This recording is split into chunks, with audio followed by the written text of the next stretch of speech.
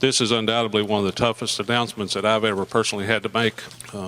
We've lost Dale Earnhardt. February 18, 2001, also called Black Sunday, remain alive in the hearts of NASCAR. That day marked the unfortunate demise of a skilled driver, Dale Earnhardt. Now, at 77, his friend and ally, Darrell Waltrip, has decided to reveal something shocking: Dale's last words. Why wait for over 20 years before speaking out? Was there more to the tragic event? You might need to grab your favorite snack as we carefully review this complex story. Dale Earnhardt's life before the cars. Who is Dale Earnhardt? What fueled his passion for motorsport? And what helped him rise to fame quickly? It all began on April 29, 1951, when Ralph Dale Earnhardt was born as the third child to Martha Coleman and Ralph Earnhardt in North Carolina. Did you know that dominant traits in personality and genes sometimes have an amusing and unique way of recurring through generations? After proper research, it was realized that Dale's love and fascination with car racing were not just a coincidence or mistake. It was a precious gift from his father. He received this by inheritance and later became established by using it efficiently. His biological father, Ralph Sr., was an American who loved car racing and understood the dynamics behind motorsports. He was viewed as the lion on the short tracks of North Carolina. Remarkably, sometime around 1956, he won the NASCAR Sportsmanship Championship at Greenville Speedway in South Carolina, extending his popularity and fame to the South. Although Ralph Sr. did not support Dale's passion for car racing, given his personal experiences on the road and how accidents happen, Dale remained positive and was determined to be like his father and be greater than him in motorsports. From a young age, Dale would sneak into his father's garage to learn how to repair and rotate a car's steering. There was even a time when little Dale almost had an accident in the garage while trying to start the car engine. Young Dale was only 12, but had a vast knowledge about cars and automobiles. His passion for racing influenced his decision to drop out of school and focus on driving. This decision almost caused his father a heart attack. Since Ralph Sr. tried everything to dissuade his son from being a driver, he decided to put Dale to the test. In 1972, Ralph challenged his son to a racing competition at Metrolina Speedway from semi-mod to sportsman division. Imagine the expression on Dale's face when his father broke the news. Although he was happy to be given a chance to drive, he was not happy that he was competing against his father. Ralph Sr. was fascinated by Dale's performance on the track, so he tutored him on how to be an unbeatable racer. According to Dale, this was one of his life's most interesting but toughest periods, because his dad was a hard teacher who never believed in failure. From the early morning training to the late-night racing, Dale was drilled by his father not just to be a racer, but the best in motorsports. Everything seemed perfect until tragedy struck in 1973 when Ralph Sr. passed away from a heart attack at just 45 years old. It was like a dream to Dale, because he had many expectations and lessons to learn from his father, but was not given the opportunity. Imagine losing your coach the day before a major competition. How would you feel? Devastated and somewhat confused, right? Dale also experienced that feeling on this day. He was heartbroken because he lost a coach, father, and friend. This tragic incident made him withdraw. Notwithstanding, Dale summoned courage and became more focused and dedicated than ever. Surprisingly, after 2 years of work and dedication in car racing, Dale's exceptional qualities in motorsports captured the attention of professionals. That was the beginning of his award-winning phase in life. He won the Rookie of the Year award. By 1980, Dale Earnhardt had won his first NASCAR Cup Series championship. This award earned him a title in the NASCAR Hall of Fame as being the first and only driver in history to win the championship immediately after receiving the Rookie of the Year award. Let's have a little chit-chat on this famous motorsport association called NASCAR. NASCAR and how Dale and Darrell Waltrip came along. What is NASCAR and how did it all begin? According to history, the National Association for Stock Car Auto Racing, popularly called NASCAR, is an American auto racing, sanctioning and operating company best known for stock car racing. It was established on February 21, 1948, by William France and several other directors. In addition to having one of the biggest fan bases in America, it is one of the best motorsports organizations in the world. The company is headquartered in Daytona Beach, Florida. Unbelievably, Dale Earnhardt was so skilled at racing that he was nicknamed the Intimidator, a name that transmitted fear and anxiety through the nerves of his opponents. Interestingly, Dale was not merely a regular participant. He built a reputation as a driver who would stop at nothing to get what he desired in auto racing.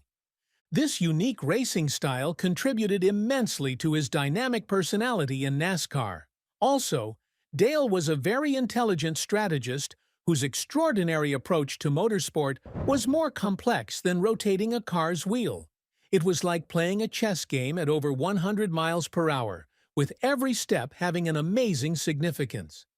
Additionally, some believed that Dale possessed strange spiritual powers because of his ability to predict. Others described him as the radical number 3 driver whose intellectual and technical prowess gave him an added advantage on the racetrack. But Dale Earnhardt's prowess soared beyond his remarkable achievement in car racing. To most fans, he was the perfect epitome of determination, resilience, and hard work. Many young fans have even come to watch him race because he has inspired them. Subsequently, his presence in NASCAR became a symbol of inspiration. In an interview, a fan described Dale as one who possessed the power to stir the hearts of many who saw in him the embodiment of working-class determination and the drive to overcome adversity. Despite the extraordinary success he enjoyed, Dale remained grounded and unpretentious. You know that strange feeling of pride that comes with fame and publicity. Dale's case was quite different. His interactions with fans and admirers were heartfelt and frequent, making him different from other NASCAR drivers who never fancied talking or interacting with ordinary fans. Dale was often captured by press members signing autographs, discussing with fans, and even taking pictures with them. How odd for a celebrity of his caliber. Thankfully, those qualities did not just endear him in the hearts of his physical fans, but also strengthened his reputation as a talented and approachable NASCAR driver. His black Chevrolet, number 3 on it, became a timeless representation of strength, determination, and speed. Impressively, Dale accumulated an admirable record of 76 wins and 7 NASCAR Cup Series championships throughout his career years, redefining the essence of dedication and success within motorsports. Let's fast forward to his tough times in NASCAR. Despite his wins and smiles before the camera, the complex dynamics of the racetrack necessitated conflict in Dale's path. It is common for every skilled and famous driver in the ever-competitive NASCAR society to face some of their most formidable opponents, who saw their presence in the game as a threat. One such person was Darrell Waltrip, a fellow NASCAR driver and notable opponent, who questioned Dale's dominance and nurtured a strained and grudgingly polite feeling about Dale. This part of their story might be intriguing, as it combines intense rivalry and the surprising emergence of friendship. Dale Earnhardt, popularly known as the Intimidator, established an early reputation by illustrating an aggressive and risk-taking image. In every race he competed in, Dale seized the opportunity to demonstrate his steady focus, winning despite obstacles. Conversely, people praised Darrell Waltrip as a driver who shone because of his smart thinking on the track. Simply put, Darrell raced with a sharp mind and a natural love for evaluating what was happening around him, figuring out the best move in a heartbeat. People pointed out that Darrell was a clever driver who worked out every step in his head, treating each curve like part of a bigger plan to pull off a win while keeping things safe. Meanwhile, they painted Dale as a wild driver who did not bother with the kind of figuring Darrell did. Those opposite ways of handling a race car paved the way for some of NASCAR's most thrilling and captivating showdowns. Their fierce clashes on the track grabbed headlines repeatedly, with every scrape and close call stirring up more excitement about their back and forth. One moment that stuck with everyone happened during the 1985 race at Richmond. Out of nowhere, as the final laps ticked down, the race took a sharp turn when the two slammed into each other hard and fast. That crash carried so much fire that it spilled into the news world. Waltrip did not hold back, speaking out on live television to slam Dale's hard-charging style, calling him too rough and short on respect. In response, Dale maintained a calm demeanor, simply shrugging off the criticism with a knowing smile, his focus immediately shifting to the challenges of the next race. To him, the high-energy clashes on the track were simply part of the game, describing it as a natural extension of competitive spirit. However, despite these heated periods, the enmity also illustrated flashes of humor and human interaction. That was not all. There was another notable instance during the 1995 All-Star race when Darrell, following a severe crash that unfortunately broke 3 of his ribs, had an encounter with Dale. After the accident, Dale approached Darrell with a confused facial expression and asked, "What were you thinking?" Without missing a beat, Dale responded in his characteristically cool and measured tone, echoing the question with a playful remark that advised Waltrip against attempting to pass him on the outside again. That seemingly insignificant moment held a lot of weight. It was a big reminder that humor and life lessons can be exchanged as naturally as magic words like sorry and please, even in a heated environment and competition. As time flew, Dale and Darrell gradually became best of friends, to the amazement of everyone.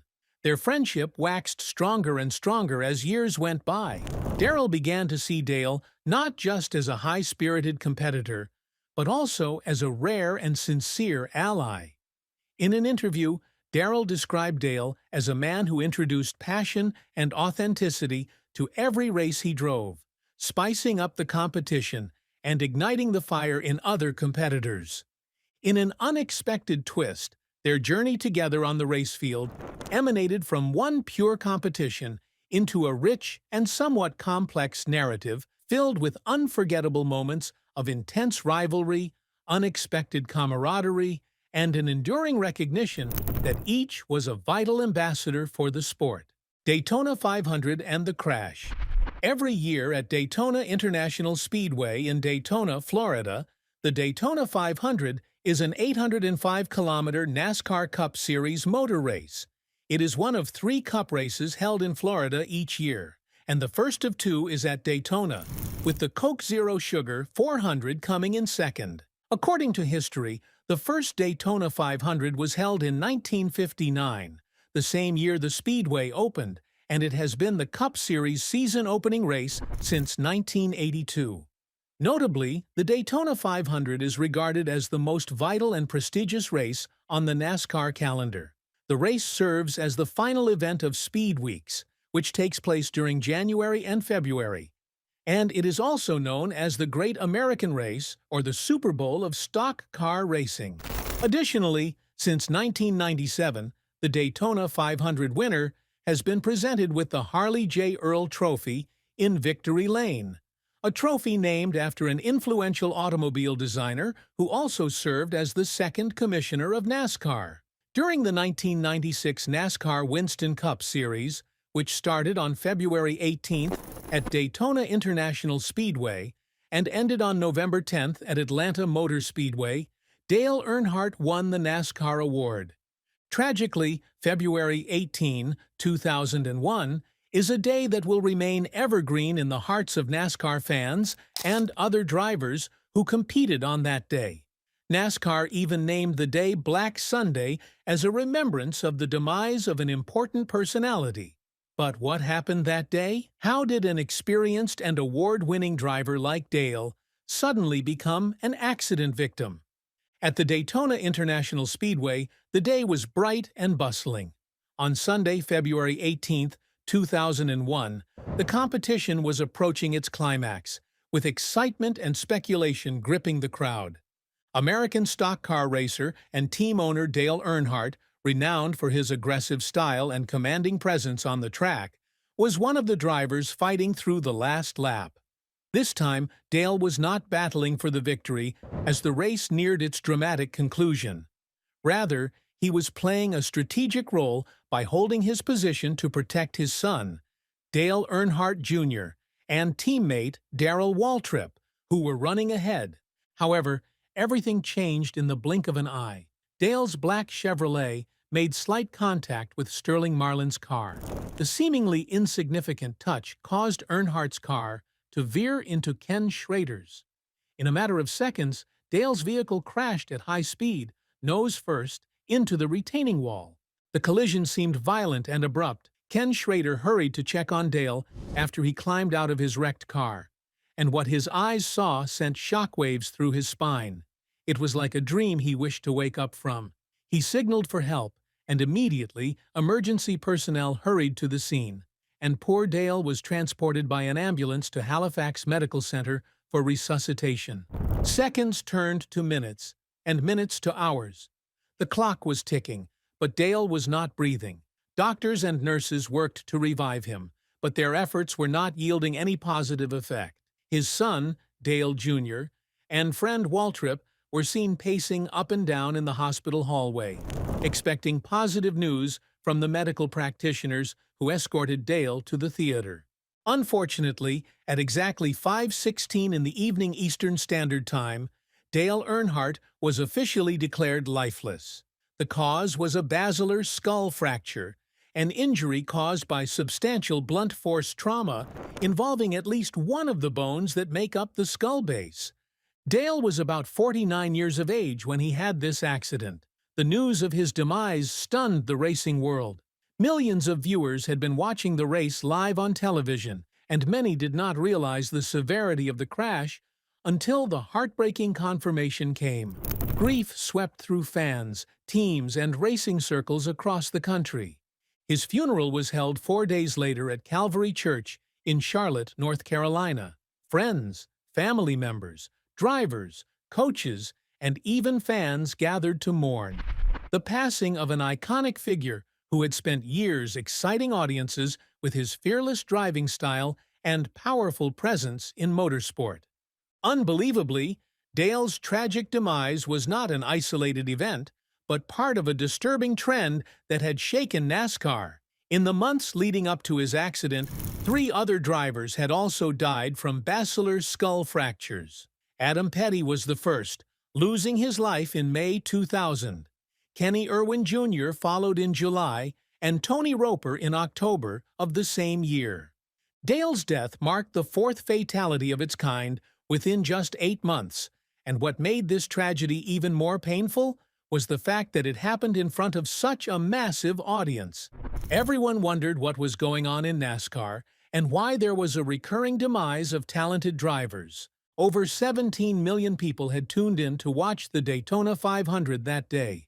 The nation watched in horror as the crash and its catastrophic aftermath unfolded in real time. The impact on the sport was profound for years.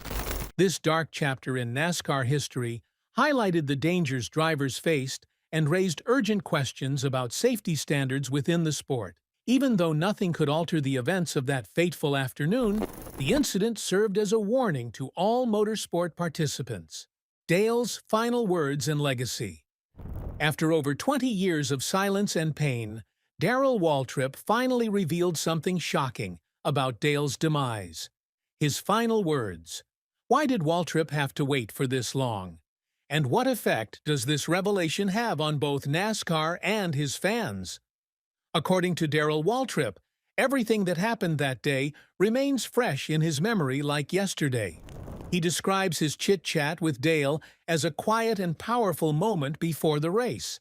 He said, "A few minutes before the engines roared to life that day, Dale said to me, 'I just want to see my son win today.' and that's all I care about." Coming from a man known for his fierce desire to win, the words struck Waltrip as odd. But Dale meant every word.